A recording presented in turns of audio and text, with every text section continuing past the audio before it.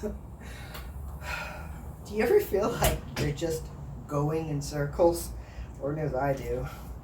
This is Kip from the Tualatin Public Library, and today I'm trying to find anything to break the monotony of just coming and going and coming and. You know what? I just realized I can make something that you throw out and it comes back to you. It would kind of honor the cycle. Yes, let's do origami boomerangs. It just takes a piece of paper, but you'll have hours of fun. All right, let's get started. All right, to do this, you're going to need a half sheet of paper lengthwise. So you can take the full half and fold it and then tear it, or you can cut it. Just as long as you have even lines along both sides, because it's very important that everything is neat and even in order for the weight to be distributed across the folded boomerang. All right, so first we fold it in half, get a good clean line on everything. Next, we're going to fold that into that line, but not quite, just a little shy. It will make it easier to fold. So just like the barest of millimeters, you can see when I finished here, there's just a small gap. Now we're going to fold that in half lengthwise. Again, squaring off, making sure that everything is folded evenly and pressing very hard on each fold. Now we're going to take it and you're going to look and make sure you have the closed top, not the open bottom. We're going to fold in to the center line there, a little triangle on each side. Again, this is going to be really important. Make sure you try to get it as even as possible. I know it can be a bit difficult, but this will really help out in the next steps. All right, once we have the one side done and pressed, we'll go ahead and do the other side. In order to increase the creases on here, we're also going to fold it back. That gives us a good crisp fold. If you open it, you'll see you have like a little crisscross. And then you open it again, and following that crisscross on the left-hand side all the way up, we're going to fold the bottom up with that line, and it will make kind of a backwards L. Just press that up, especially at the top that doesn't have a fold yet. It just makes it easier in the long run. Then we're going to fold it back along that center fold.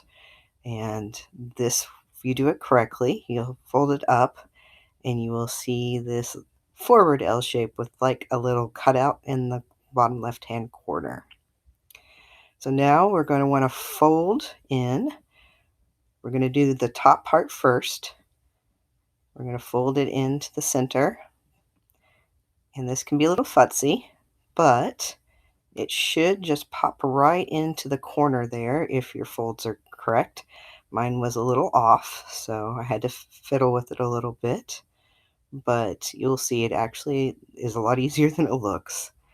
And then you'll have like this little stand up on the side. You know that you've done it correctly. Fold up the bottom, fold up to the right, and make sure that crease is really good there. And that is where you want to be next. You'll have a little arrow on one side and then a flat on the other. Now, this is kind of floppy. So we're going to take one of the edges, pull it out, and we're going to fold it over the other side. Now, this can be very futzy, but if you just keep wiggling it down and sticking your finger in the corner, you'll find that it actually will eventually lay perfectly flat. This will stabilize it so that it doesn't flop around so much when we go to throw it. Make sure all of it's pressed again, and you can see it's not as wobbly. So now we are going to do the veins on either end. This is what helps give the circular motion since both of the veins are in the same direction. So I'm going to speed this up a little bit because all we're doing is we're creating those triangles on either side just like we did before. Getting a good crease on it. This time, however, we're going to not fold them backwards. We're going to open that up. And you see that triangle right there? You're going to push it in. This will come the inside of your triangle. It'll still look the same in all intents and purposes. What you've done is created a pocket. And within that pocket, you can slide in the other side. It may take a little coaxing, again, depending on whether your folds were neat or not. Mine were not. But once you've coaxed it in there, you can fly it flat, and you will see that you have a perfect little angled vein on one side of your boomerang. And then now you just have to do that again on the other side. The only difference is that there's going to be 3 pieces of paper on one side, but it shouldn't make any difference. You'll still have the pocket. You'll still fold that inward, and then you'll still put that into the little pocket from the other side.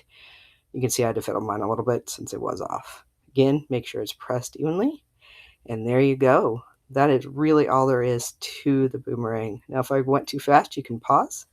But here, we'll see me with my design.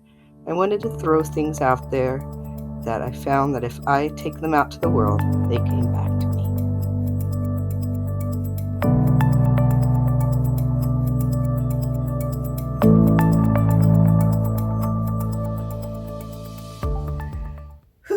I'm tired. I'm not very good at catching boomerangs, as you could see. This one was probably laughing at me through the window. But still, it was so much more fun to play with that than it was to come and go myself. So I hope that if you make this boomerang, it brings a little more joy into your life like it has into mine. This is Kit from the Tualatin Public Library, signing off for today.